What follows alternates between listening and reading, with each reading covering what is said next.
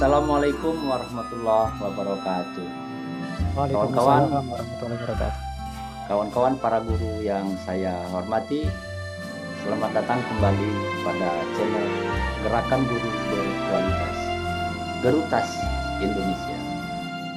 Hari ini saya sengaja mengundang guru agak dekat dengan posisi saya, sama-sama di Jakarta. Teman lama juga, gitu kan ya. Tetapi sekarang menekuni profesinya sebagai guru.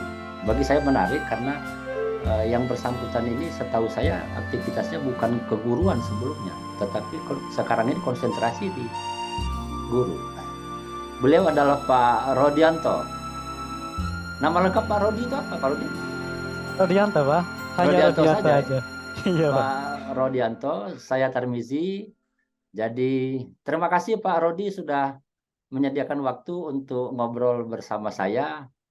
Siap, Ya, Pak. maksudnya adalah tentu saja ada pengalaman-pengalaman Pak Rodi sebagai guru yang itu bisa di-share ke kawan-kawan guru yang lain.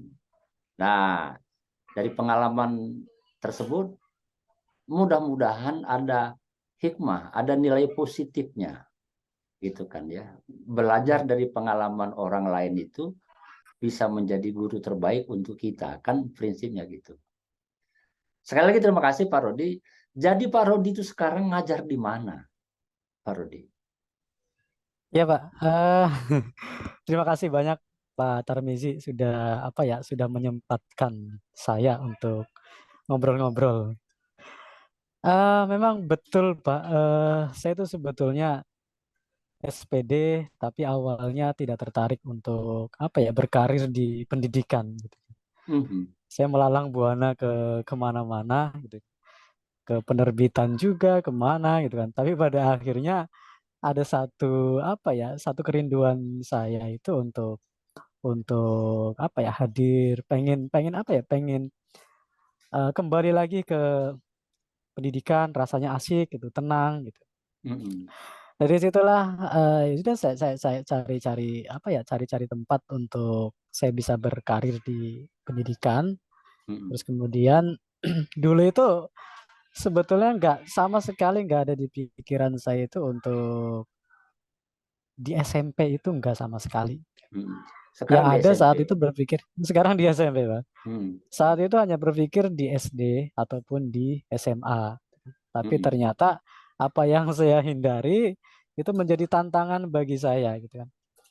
Kayaknya asik juga nih anak SMP, gitu kan. Di SMP mana Mereka Pak Rodi sekarang? di SMP Ar-Rahman Islamic School, Pak, di Cinere. Oh, di Cinere, ya dekat. Saya di Ciputat. Jadi Cinere sama Ciputat itu tetanggaan sebetulnya. Tetangga nih, Pak. Lalu Betul, kemudian Pak. sebelah sananya lagi ada Depok ya, gitu. Ya, Betul. jadi di SMP, gimana Di SMP, ceritanya Pak. lanjutannya Pak? Kok lalu menekuni SMP gitu kan? Iya. eh jadi saat itu kayaknya tertantang banget untuk berhadapan dengan anak-anak yang kategori usia pubertas gitu. Jadi mereka itu dianggap anak kecil juga nggak mau, gitu kan. Tapi kemudian sebetulnya mereka juga belum dewasa. Kalau di istilah fikih itu kan masih tamyiz ya, Pak ya. Jadi Oh ya, masih anak baru gede lah gitu. iya, ABG. ABG gitu kan. Iya. Tapi ternyata dijalanin, wah asik juga gitu mereka gitu. Apalagi mungkin informasi yang mereka dapat itu sudah begitu luar biasanya ya, Pak ya. Iya. Beda dengan mungkin usia kita dulu saat SMP gitu kan. Jadi saat SMP usia saya itu belum ada teknologi yang secanggih ini gitu kan. Jadi Iya, informasi yang ada itu ya hanya terbatas. iya. Sementara saya menghadapi anak-anak yang cara memfilternya itu belum bisa gitu, Pak. Jadi Mhm. informasi apapun yang mereka serap gitu. Iya, Belum iya, iya, tahu iya, mana iya. hitam, belum tahu mana putih gitu kan. Itu yang membuat saya itu tertantang untuk apa ya, untuk lebih jauh memahami dunia mereka gitu kan. Bukannya lebih Dan sulit mengendalikan anak SD, Pak Rodi? Kan kalau anak SD itu suka-suka dia gitu kan ya. Dia hmm, belum punya wawasan sama sekali, belum bisa punya pengertian gitu kan hmm. ya. Apa nggak lebih sulit SD? Kenapa Bapak merasa lebih tertarik sama anak SMP? Kalau anak usia SD pola pikirnya masih ini Pak, masih apa ya, masih bisa dikendalikan gitu kan. Asal pembawaan kita bisa bisa apa ya, bisa oke di hadapan anak-anak gitu kan. Itu bisa ya ibaratnya apa ya Pak ya, Masih kosong dia. masih kosong, Pak. Jadi Iya, iya, tergantung iya. kitanya aja gitu. Pembawaan Iya, kita menyenangkan ya mereka akan senang gitu. Tapi iya, kalau iya. anak SMP sudah selalu bertanya, why, kenapa, Dan kenapa saya nggak boleh begini? informasi sudah banyak mereka miliki ya. Betul, Pak. Mm. Sudah punya wawasan. Sudah punya wawasan. Iya, iya. Sudah orang tua itu sudah memperbolehkan untuk pegang HP gitu. Mm, Kalau mm, anak mm, SD mm. kan kecenderungannya ya hanya hanya sebentar, paling 2 jam rata-rata Ya dilarang lah diperbolehkan bisa. gitu. Iya. Mm-mm. Nah, lah, lalu dalam konteks pembelajaran di kelas di sekolah apa namanya kesulitannya itu Pak? Lebih banyak sebetulnya asik. Setelah saya terjun sebetulnya asik, Pak. Diskusi mereka itu berjalan dengan jadi ada kadang ada sesuatu yang selalu mereka pertanyakan gitu kan. Mm, Apapun itu gitu kan. mm, Kenapa harus begini? Kenapa harus begitu? Kenapa nggak boleh gini? Kenapa nggak boleh begitu? Itu yang membuat saya itu tertantang lebih jauh untuk menjelaskan supaya apa yang saya ucapkan itu masuk ke mereka gitu kan. mm, Dengan mm, bahasa mereka gitu. Karena mm. mereka walaupun informasi sudah banyak, tapi ketika kita ajak ngobrol lebih tinggi itu nggak masuk. Lain dengan anak SMA. Anak SMA itu mungkin bahasa yang agak sedikit tinggi sudah bisa masuk gitu kan. Ada Bahasa ilmiah pengertiannya ya, sudah ada ada pengertian. pengertiannya gitu. Betul, Pak. Anak SMP belum ya? Belum, Pak. Mm, mm. Hanya sebagian kecil ya, Pak. Iya, Tapi iya, belum secara menyeluruh gitu kan. ya. Ya seperti yang Pak Rodi katakan tadi, anak SMP itu dibilang anak-anak SD udah nggak mau lagi Hmm. barangkali ya.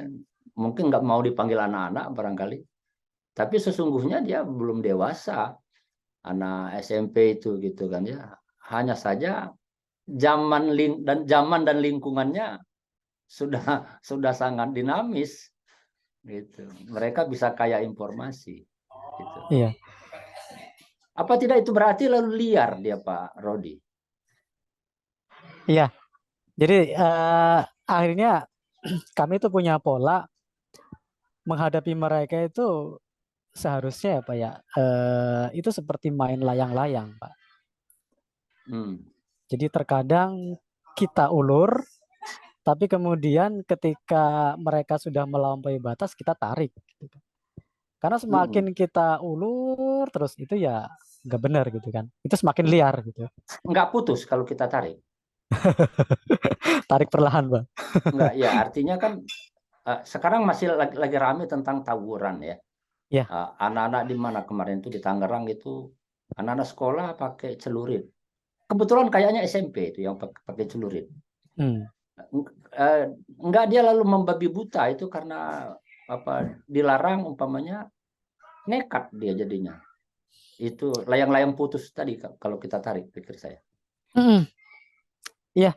Jadi tergantung polanya ya, Pak ya. Kalau kita terus apa ya mempush mereka gitu kan. Ya mereka akan semakin semakin memberontak gitu kan. Jadi bahasa kitanya aja sih Pak yang lebih masuk ke mereka gitu. Bukan dengan selalu menggurui. Itu justru mereka akan menolak itu gitu kan.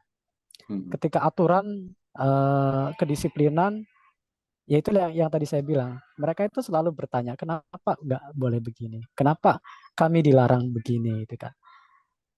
Iya, iya, iya, iya.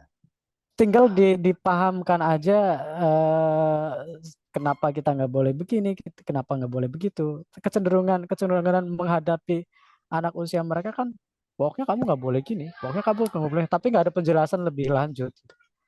Nah, yang kami lihat di lingkungan luar ya.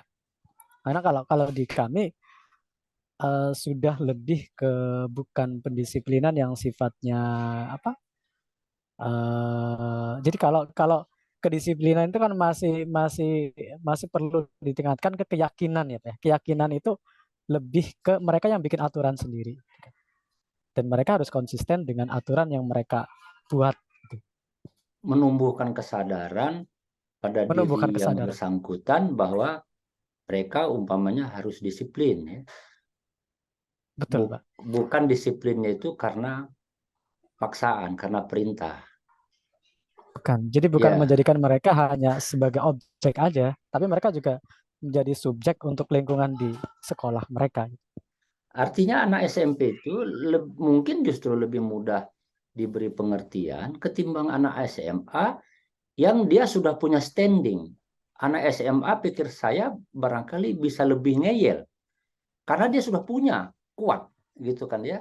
Sedangkan anak SMP karena dia masih oleng ya, tali ulur tadi kalau pemain layang-layangnya pinter justru jadi lebih gampang gitu Pak Rudi ya barangkali. Nah, itu yang menjadi concern kami, Pak. Jadi biasanya sih kalau anak SMA itu tergantung bawaan dari SMP-nya, Pak. Jadi ketika di SMP benar-benar sudah jadi, maka di SMA-nya akan bisa dilepas lebih nyaman bagi orang tua gitu kan. Dan kenapa orang tua memilih memilih rata-rata ya, kita bicara rata-rata di lingkungan kami, Pak. Orang tua memasukkan ke kami supaya ketika SMA sudah bisa dilepas gitu, Pak. Jadi di Iya, sini iya. benar-benar ditanamkan karakternya, karakter keislamannya, terus kemudian karakter kesadarannya gitu. Supaya nanti ketika dilepas di SMA, karena kalau di SMA itu kan sudah apalagi SMA negeri gitu. Itu kan sudah rombelnya sangat banyak sekali. Kalau nggak punya basic kemandirian, terus kemudian karakter yang kuat, itu mudah untuk tergerus sih. Ya, kawan-kawan sekalian, mudah-mudahan bisa kembali lagi ke channel Gerakan Guru Berkualitas ini pada kesempatan yang lain. Saya Tarmizi mengucapkan terima kasih banyak atas perhatiannya. Kita tutup dengan billahi taufiq wal hidayah. Wassalamualaikum warahmatullahi wabarakatuh.